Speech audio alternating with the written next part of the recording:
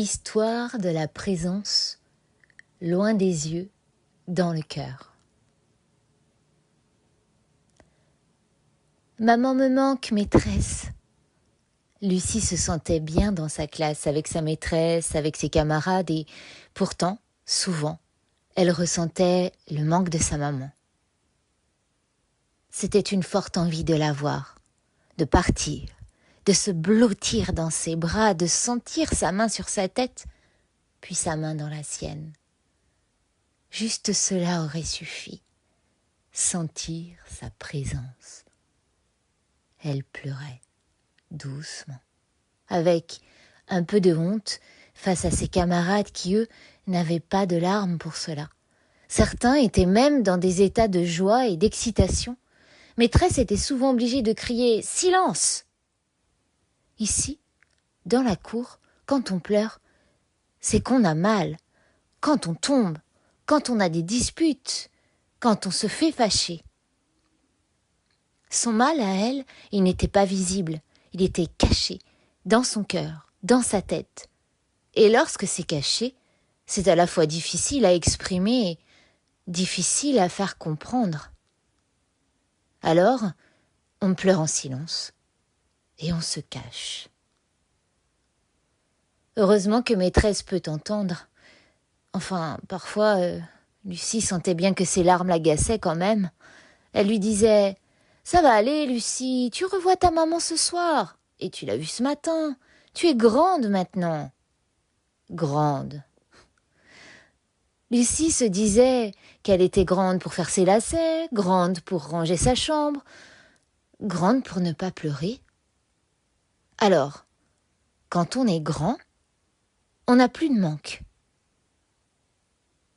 Alors, lorsqu'on est grand, on n'a plus de larmes, on n'a plus de tristesse. Tous les mercredis, sa grand-mère venait chez elle pour la garder. Elle n'était pas assez grande pour se garder toute seule, ni même pour regarder la télé d'ailleurs. Elle adorait ses mamans avec elle. Elle faisait des pâtisseries pour le goûter, des promenades pour s'ouvrir l'appétit, des points de croix pour créer des envies. Un jour, quand même, Lucie questionna sa grand-mère. « Dis, mamie, toi, tu crois que je suis trop grande pour pleurer ?»« Mais voyons, ma petite fille, quelle idée! Tu crois que moi, je ne pleure plus ?» demanda la grand-mère. « Mais je ne sais pas, je ne te vois jamais pleurer. Je ne t'ai jamais vue pleurer. » Moi, je pleure à l'école parce que maman me manque toujours. Je vois bien que j'agace tout le monde. Mais c'est plus fort que moi. Tu te trompes, ma petite fille. Je pleure, expliqua la grand-mère de Lucie. Parfois, c'est en regardant le ciel. Parfois même en voyant une abeille au printemps. Parfois aussi, je pleure parce que les gens que j'aime sont loin. Parfois, les mots mettent des barrières entre les personnes et certaines préfèrent garder les clés. Et là, tu vois, ça me fait pleurer aussi.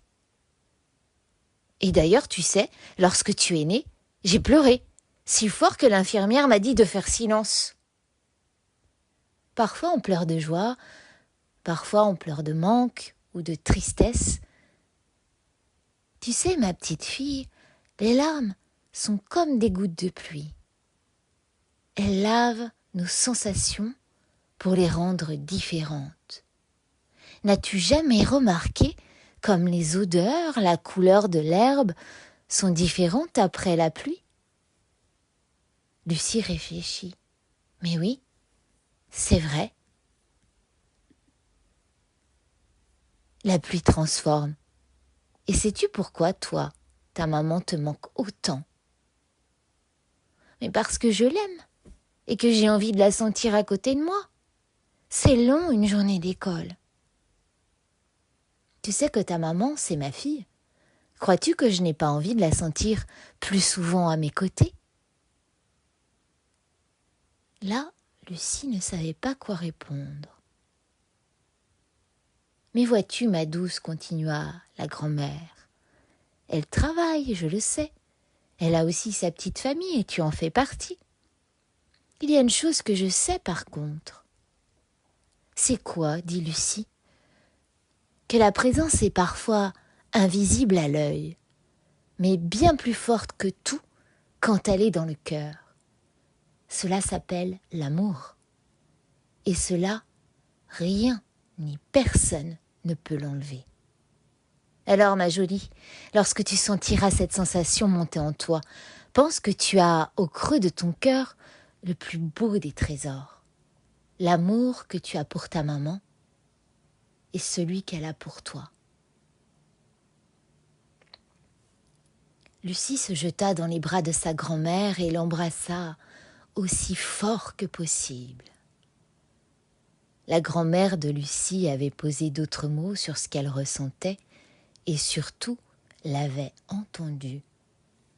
Elle l'avait rassurée si justement que plus jamais elle n'eut de trop forte pluie pour le manque de sa maman sur le visage.